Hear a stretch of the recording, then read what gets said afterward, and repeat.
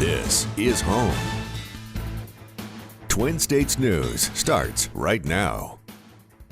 The month of March is recognized as Women's History Month. Meridian Community College kicked it off with a luncheon to celebrate. Twin States News' Jasmine Stevenson was there. Meridian Community College held a luncheon today in honor of Women's History Month.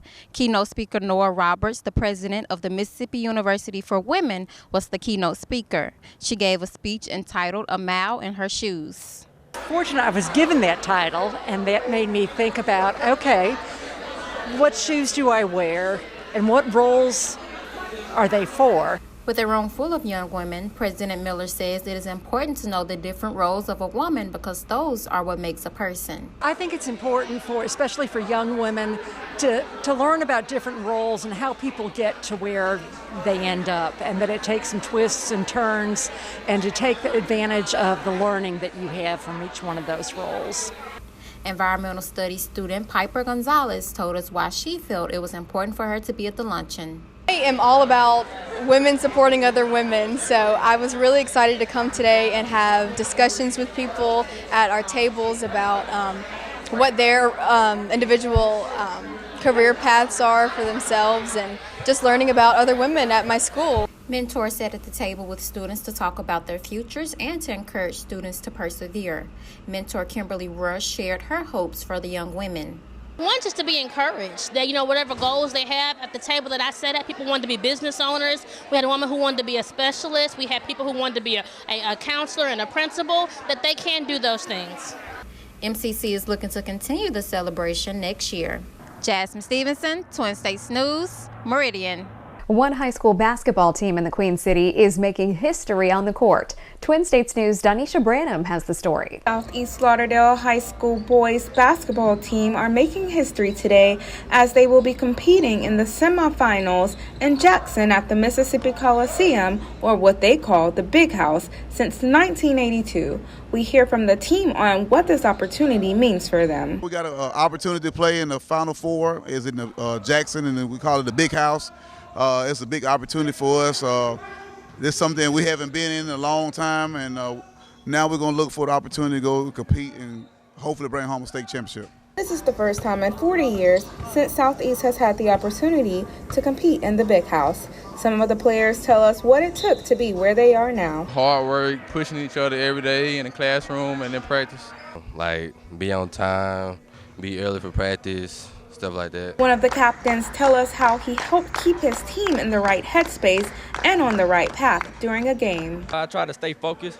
I try not to get too high or to get too low, because any point in the game it can change. So it's important to stay in the middle, so that way you don't get emotional and get yourself out of the game. The team is excited to have the opportunity to possibly win the state championship and tell us what it would mean to them if they did. It means everything, man. It's what we worked for since I was a little kid. And coming back and bringing home a state championship to this community would mean a lot. Everything, because that's something we work for all year, and they're making history.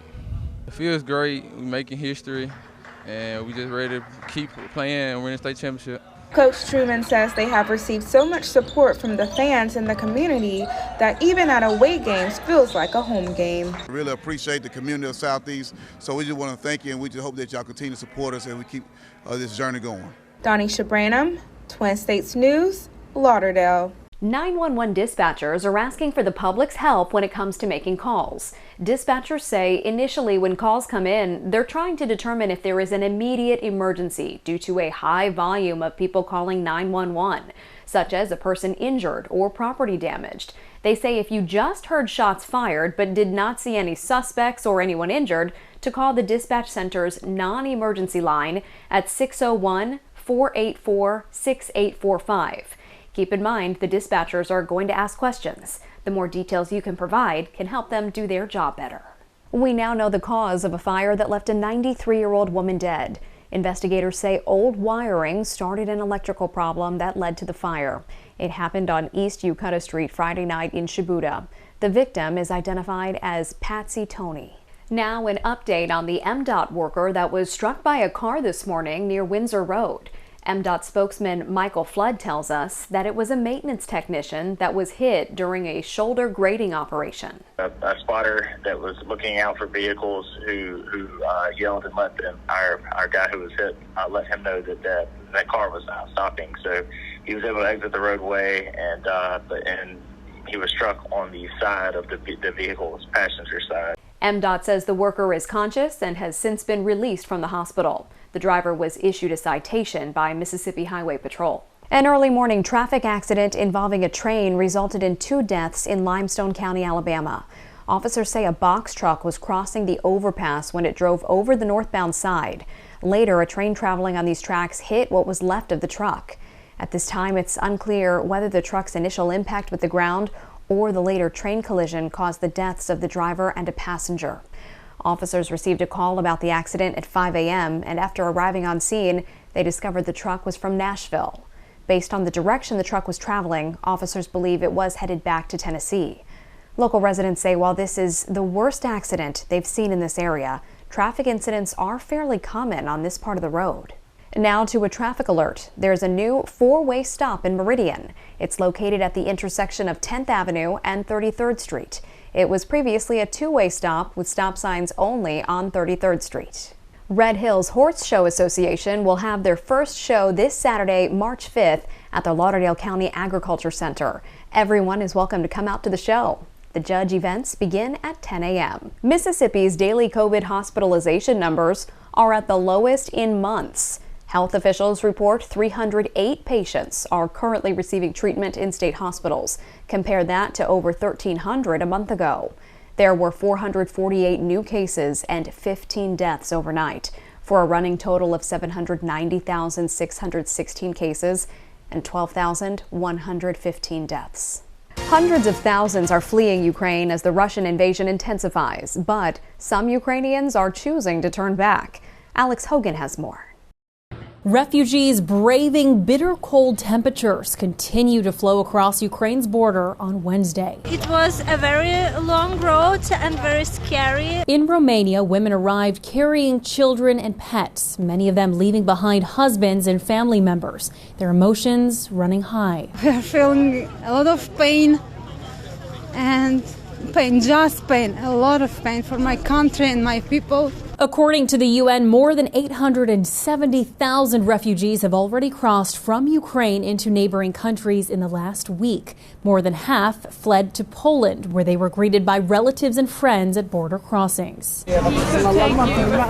German volunteers are helping refugees by offering rides from the Polish border to Germany and other European countries. UN officials are urging neighboring countries to treat all refugees equally. There should be absolutely no discrimination between Ukrainians and non-Ukrainians, Europeans and non-Europeans. Everybody is fleeing from the same risks. And while many people are fleeing Ukraine, some are going in the opposite direction. Tuesday evening, several dozen Ukrainians departed Poland to return home. They say it's important for them to assist in the war effort. It's our country and we love it, and we need to be there work as volunteers, for example, to help the people who are trying to find some refugee.